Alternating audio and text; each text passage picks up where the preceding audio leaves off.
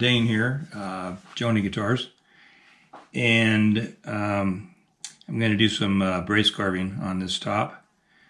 And just real quickly, I glued the center graft on here to support the X brace.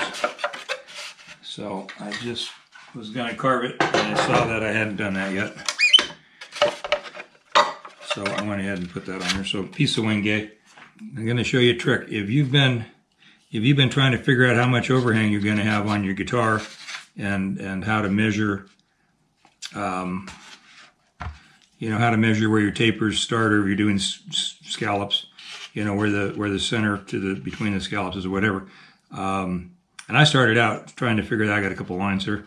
Thinking like, oh, I've got like 5/8 of an inch from the outside of the guitar by the time I get, by the time I take the excess off, that the top is oversized, and then extra for the curved lining, I come up with about 5/8. So then I started laying it out like that, and I thought, well, it would make a lot more sense.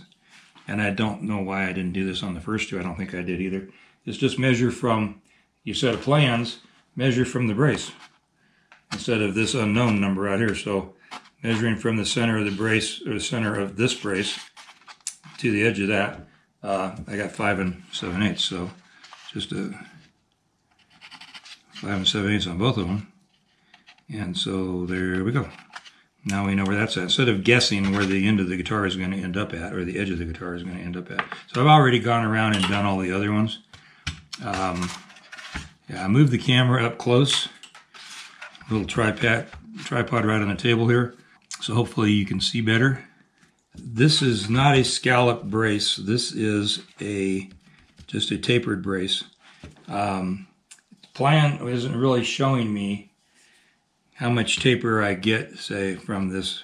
So for right now, I'm just going to taper from the line down, and it's going to be 2 millimeter, which are popsicle sticks or craft sticks. Same thing going to happen right here. So, and I just kind of freshened up the chisel a bit here.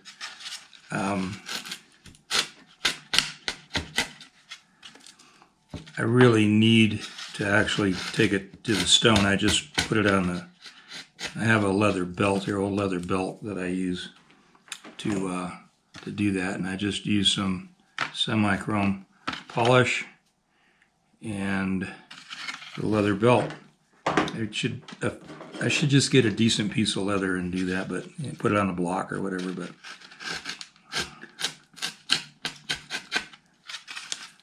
okay.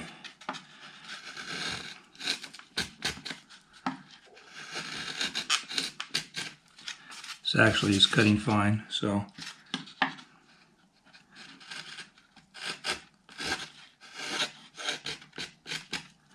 And then, so I'm going to do that to all of the braces, and then I'm going to come back in and do the bevel on the sides of the braces. But I don't want to. I could do that first, but then I'm beveling a whole lot of brace I'm not even going to come in contact with later. So.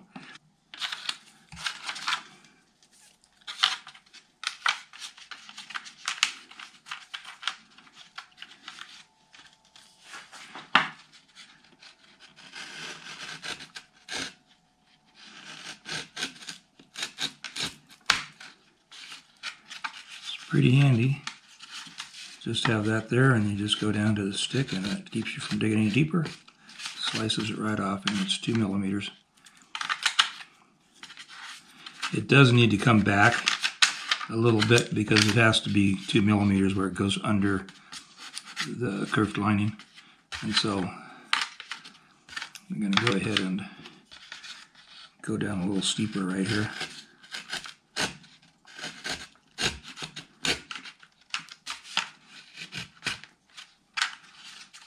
Yep, and I'll touch that up. I should be fine, but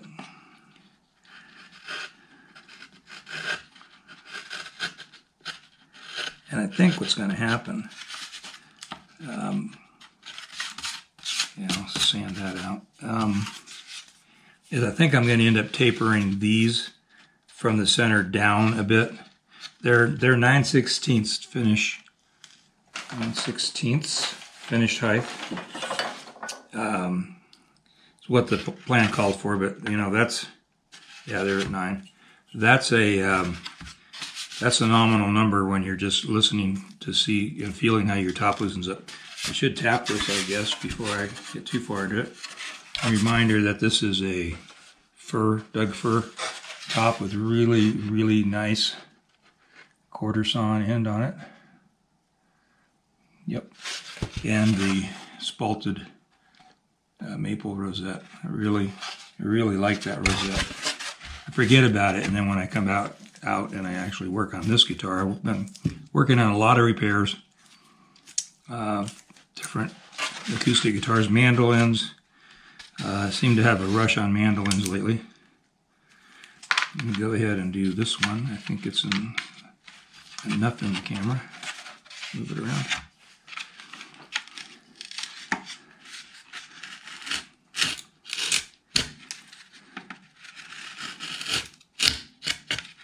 Now when you get this really straight up and down quarter sawn brace material, especially if it's split so that the grain is running parallel to the brace, you can get brace material that is not, it's just cut out, and it might be mostly quarter sawn, but the run out in the brace may not be parallel to the brace itself. So you could catch an edge and have it split down really sharply. But if you're careful about what kind of wood you buy and you look at it, okay, that's good there. I'm gonna have to cut in a little deeper up here in order to get that back into the lining where the lining needs to go. There we go. These popsicle sticks do a nice job keeping you from going too deep. And back, I'm going to go a little farther in here. Oh, I picked it up to tap it and then I didn't tap it. Okay, that was brilliant. What did I do? Oh, I showed you the wood. That's what I just...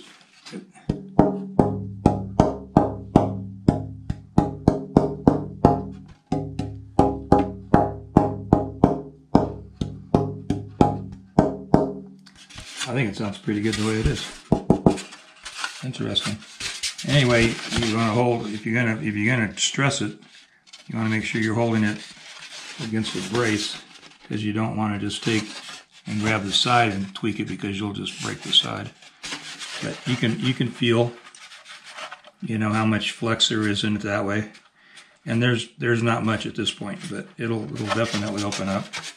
And then this way you don't have to worry about where you grab it so much, but there's no flex in that to speak of. So, all right. I want to just kind of do a brace and maybe bring you back later. I mean, complete a brace. So for right now, I don't plan on tapering this. I'm just gonna, I mean, I probably will, but I really just want to carve this.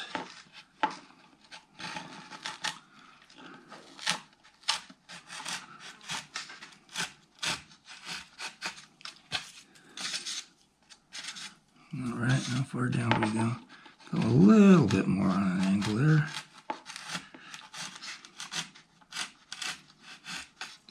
You really want to be careful. You can go ahead and put like a piece of plastic, like sign plastic they use in stores. I had some of that from when I was working retail. Makes a great thing. You can cut pieces of that just to protect the board. But you kind of get used to just not, you know, reefing on this thing and then accidentally, you know, chipping and tearing into your soundboard. You want to avoid that. All right, I think that's pretty good. Yeah, it's pretty parallel.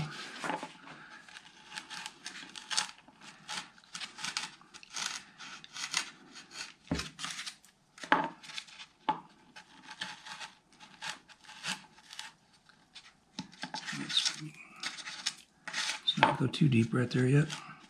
This one's wanting to kind of dig in and pull more to center. I could avoid that by turning this thing around, but I'm gonna keep it in the camera right now.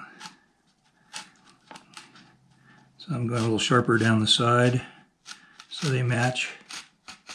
I think you can see this side. I don't know how well you can. Yeah, you can see this side pretty well.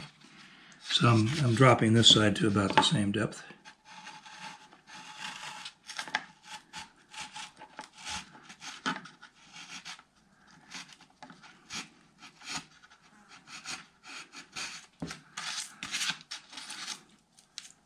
I haven't taken enough wood off of anything to like retap it and tell if there's any difference.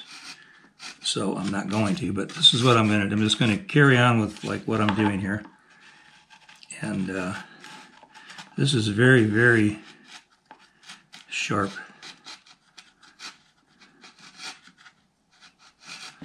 On the top of this brace. See if you can see that. Yeah, I think you can see how that's, it's got a little wiggle in it right there. I'm going to take some sandpaper to this and sand it. I sand it to start out with some 120 or something and get that all smoothed out, and then sand it down to 220. That's kind of just the process. Until I get all of these carved, which I'm not going to hold you for, until I get all of these carved and tap it again and see where that's at, I may decide to go ahead. You know, I'm not going to sand this yet because if I have to chisel on it somewhere, I'll just have to sand it more than once. So I'm just going to carry on to other braces and do the same thing to all these other braces. All right, well, I thought I'd bring you back in because I thought I had all the braces carved, not beveled, but and then I realized I don't have this bottom leg of the X brace carved on this one. But let's just do that real quick. Whoa, well that almost split into the danger zone.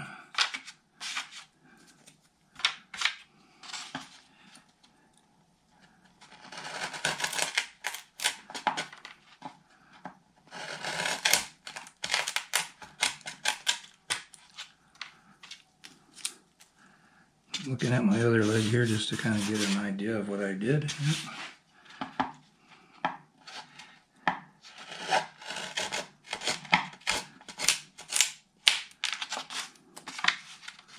All right, now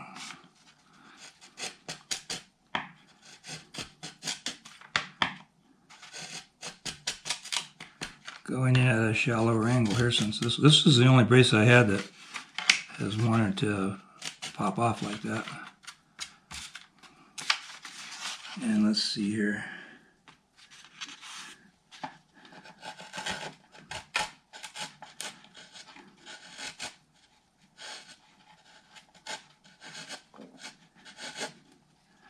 Okay, that's quick and dirty.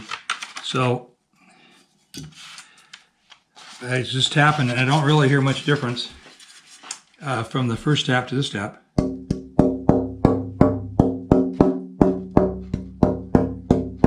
It's pretty bright. Well, see that tap right there. Not as bright, still bright, but not as bright, and it's got some, you know, some sustain to it.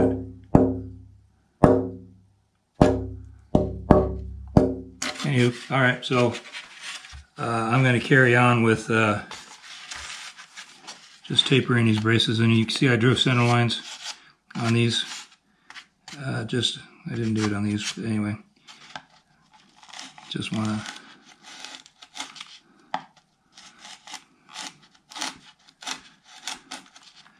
just carve them down a bit more. So I just brought you in for a second, you know, because I know you were getting tired of waiting. And I'm going to angle that chisel down a bit and get it farther down the side.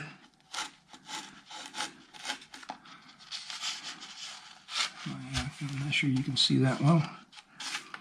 A little more.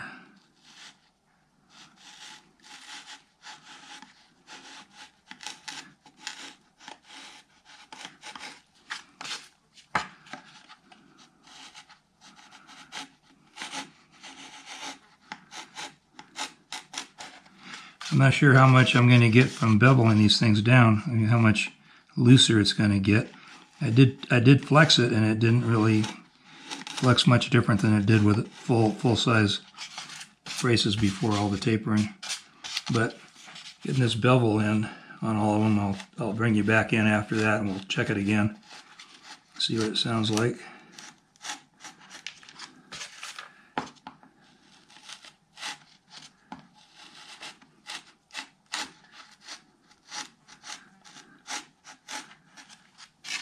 I'm far from being an expert on this, but my understanding is that the height is what gives you the strength. And so you shaving off mass or weight when you take the sides off, you taper the sides like this. And but you don't lose any real strength as far as supporting the string tension and stuff like that. I just scratched the top. I hate it when that happens. They should be paying attention and not talking so much.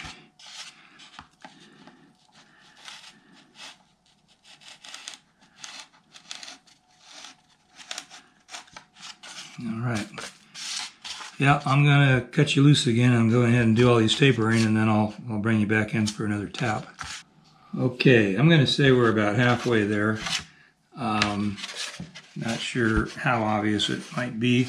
I went ahead and tapered. Let me back up. I got everything, the ends all scooped down to either go into the binding or stop before the binding. Whoops. I like these tone bars. Maybe I need to aim that down a little bit. Anyway, these will play out to nothing before the binding, the kerfing.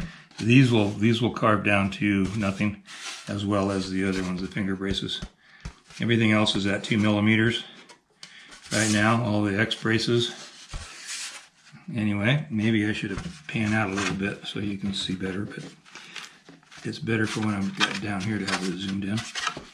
This needs to come down a little bit. I think it was 2.5 millimeters originally.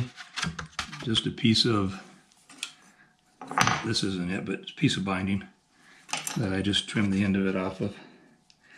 Then I'm going to go ahead and taper. Now I already did taper the tone bars. They're tapered, and I haven't redone the points on them yet, the top of the parabolic, if you will.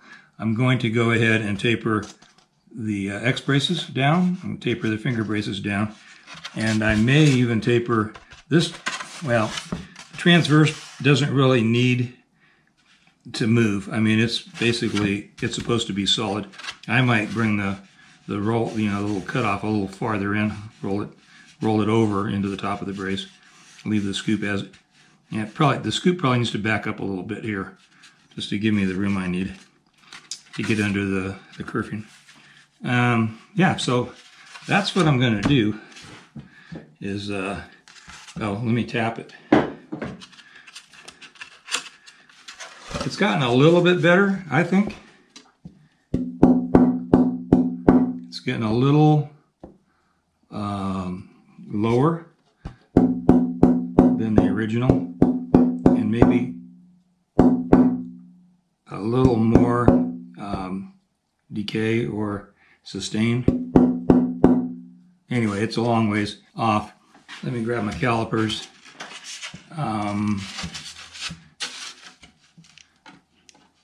So in the inch world, or thousandths, we're at 1.03. And so we're less than an eighth. 125 is an eighth. What is that for my metric friends? You know who you are. 2.66 in metric. Now that sounds about right, actually. This thickness, both in thousandths and in metric, is about where you would go with a spruce top and probably be pretty flexible. I think this being the Doug fir top, it was a little less flexible. I probably should have taken it down just a little bit more, but so it's a little thicker, I think, or less flexible, I think, that when I started the bracing than it probably should have been. But what I'm going to do is I'll probably end up carving these braces a little bit lighter to take care of that. So just going to go ahead and take this little patch down some.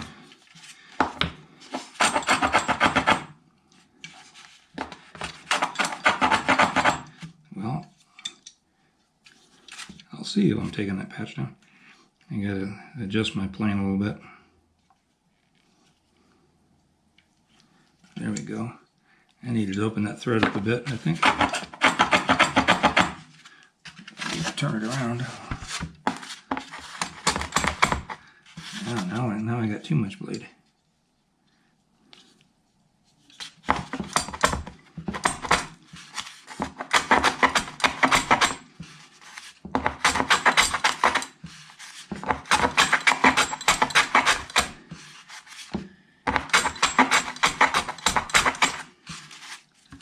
Let's see what I got here. A little thicker on this end.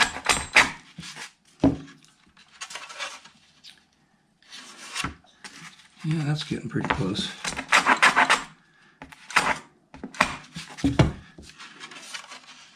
Yep, that's good now. I don't know what I'm down to, but it's pretty thin. I'm going to say more than a 1/16 still. 65 plus thousandths. All right. Let me just start by tapering this one leg here of the X brace, and then I will go off camera and finish these up.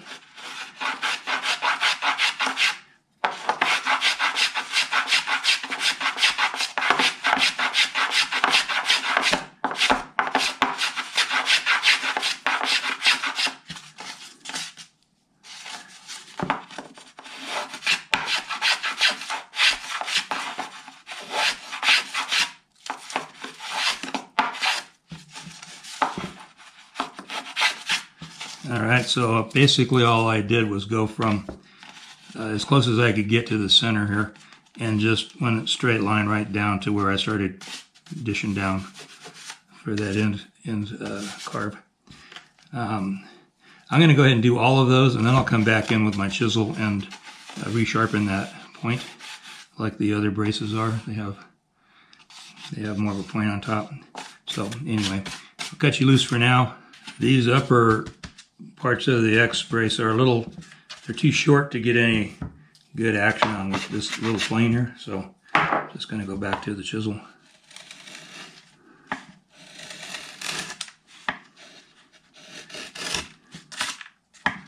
Take them down that way.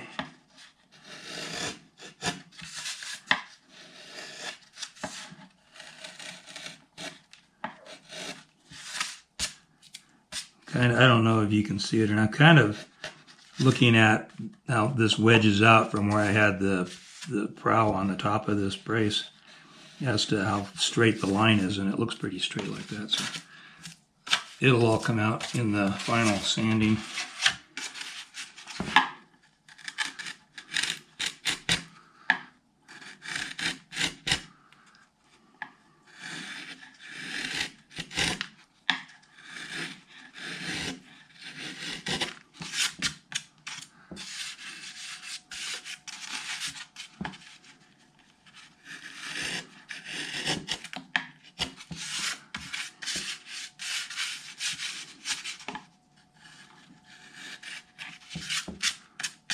Okay, so I've got all of these tapered off. Now I haven't done the finger braces yet, but while I've got the camera going, I'm just going to go ahead and roll this up to a point again. I think I explained before that we're just trying to take mass off of these braces without taking too much height off of them, although, you know, ramping them out or tapering them like I have just done is indeed taking height off as well.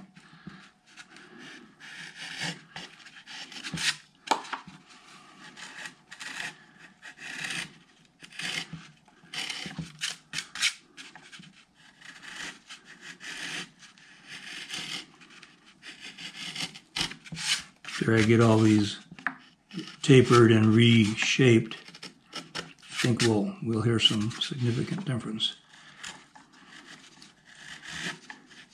I'm not looking for a specific pitch on that or tone. I'm just looking for kind of a round with a bit of sustain kind of tone. I'm not looking for a note, anything like that. Okay, I think that by the time I get all these like this again, and the tone bars, the tapping, we should notice some significant difference.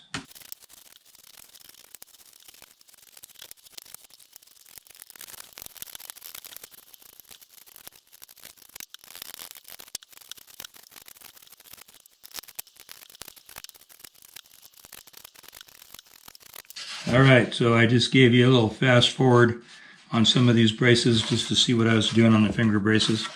I'm going to tap it. I want to see what I got going. Still probably going to take these tone bars down a little bit. And I have to take all the tone bars as well as the finger braces down to nothing right here. So just blend these into the top. And but yeah, let's see what it sounds like now.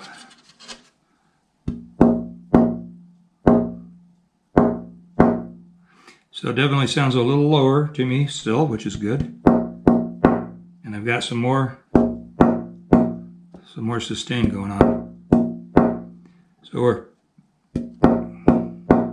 definitely going in the right direction.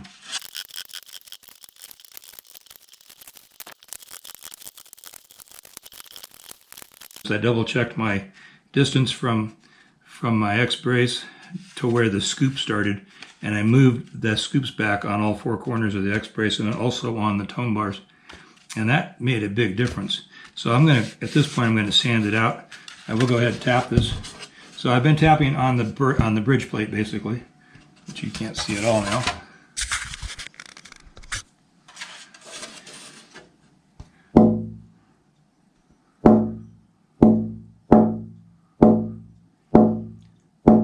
Don't know that the pitch is lowered any, but the duration has changed. So you've got the initial hit and then a little bit of a fall away or fade.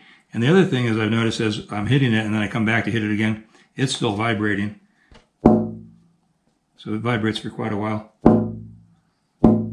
Okay, now I'm going to tap down on the tone bar. So bridge plate.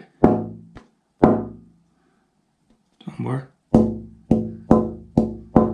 the other tone bar. So you get an idea of what those sound like. Those are a little bassier,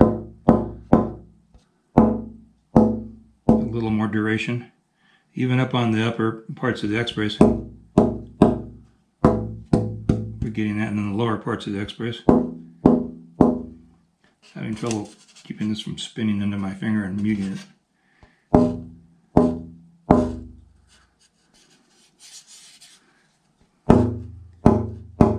So anyway, long story short here, I'm getting very happy with the way this sounds. I'm just going to go ahead and start sanding these pieces out. And I don't want to have to be careful about getting cross scratches in the top. So I'm just going to tape it.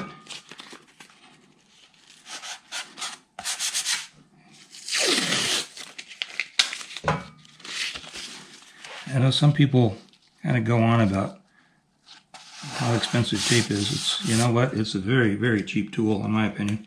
So I've got sticky backed sandpaper here. I'm going to go ahead and point you back down at what I was doing.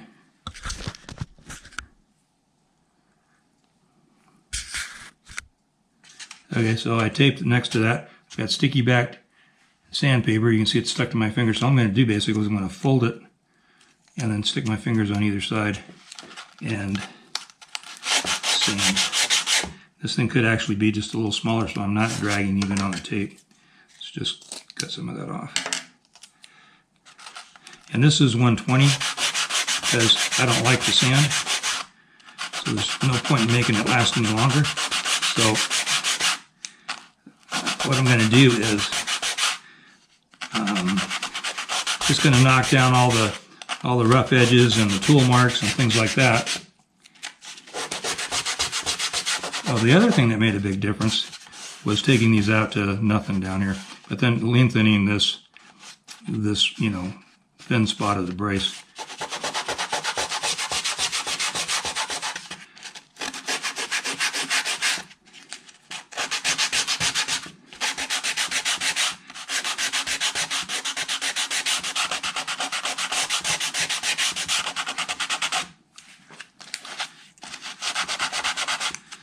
Some of this stuff I might grab a piece of 100 or a piece of 80 to get me down, because some of these are kind of rough where I've cut them, chiseled them in. So yeah, I'm going to do that. And believe it or not, this generates some heat. Got some 180. Same thing, sticky back. Just going to stick it to my thumb and sand up in there.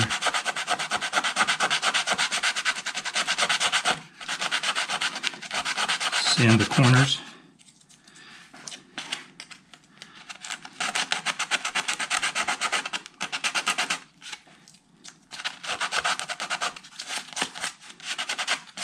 Okay, so we're pretty good there. So I'll go ahead and hit it again with the 120. I think this actually might be 180. Where's that piece of paper at? No, 120.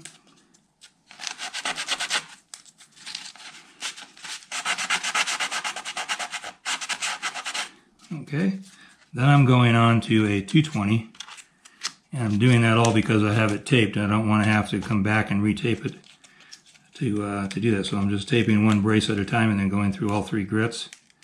And then we'll go ahead and 220 this out, and that will be the end of it. 220 is plenty.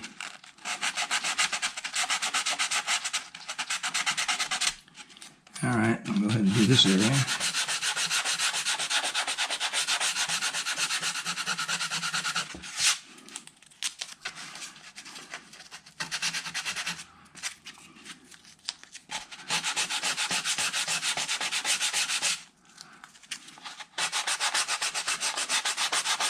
Well, you can tell, but I'm catching the corners here so they're not sharp. All right, and then once again, kind of over both fingers. Now that the paper's really dusty, doesn't want to hold very well. I'm rolling up on one on my thumb on this side in order to get down on the side of the brace, and then up on my index finger on the other side.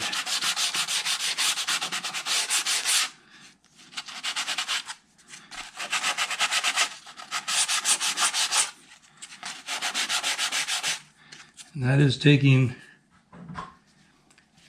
I'm just going to dust this.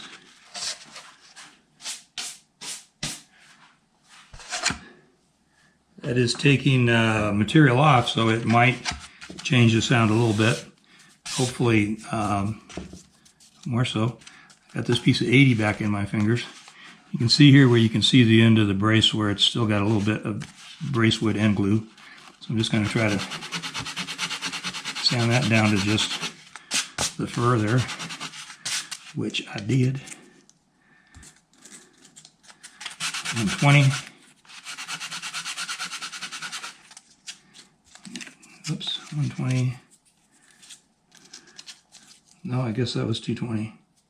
Anyway, so that looks pretty good. 120 in it, and then 220. Okay, so before I go on to the next brace, just so you know, I will come back and sand the whole top itself out.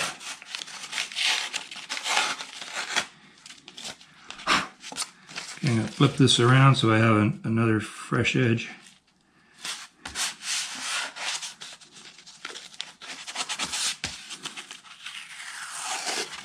And then I can go on to the next brace. Flipping this one around as well.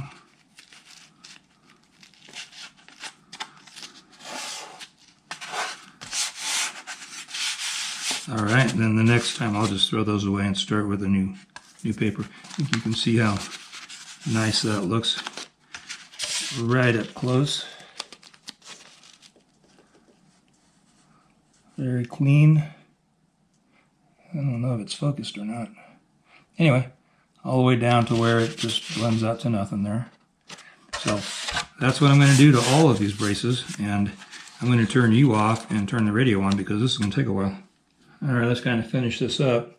So I got everything sanded out, 80, 120 to 220, all the braces. Now I haven't done all of these braces. I've done all the braces, but I have not done the top. Okay, and that'll have to be. I'll just do that. I don't have to film or record that.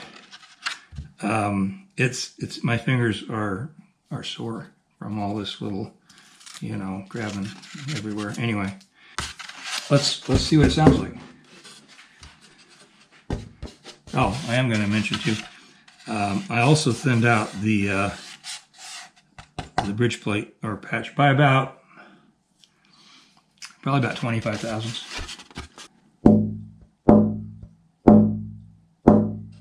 And then we go down the tone bars.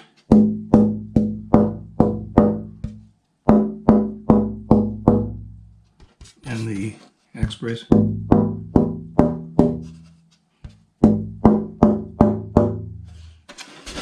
there you have it. I'm very pleased with the result, actually. Hard to say. I might play with it a little bit more. I think I like where it's at. I think it's going to give me a little brighter guitar than maybe I was looking for, but maybe that's just because of the fur anyway. But there's only one way to know, I guess, and that's to build it out. The more I listen to it, the more I like it. It's got that initial bam and then a little bit of a flutter afterwards. Anyway, yeah, I think I'm digging that. So there's that Doug fir top, the spalted maple rosette, and that's it. Thanks, folks.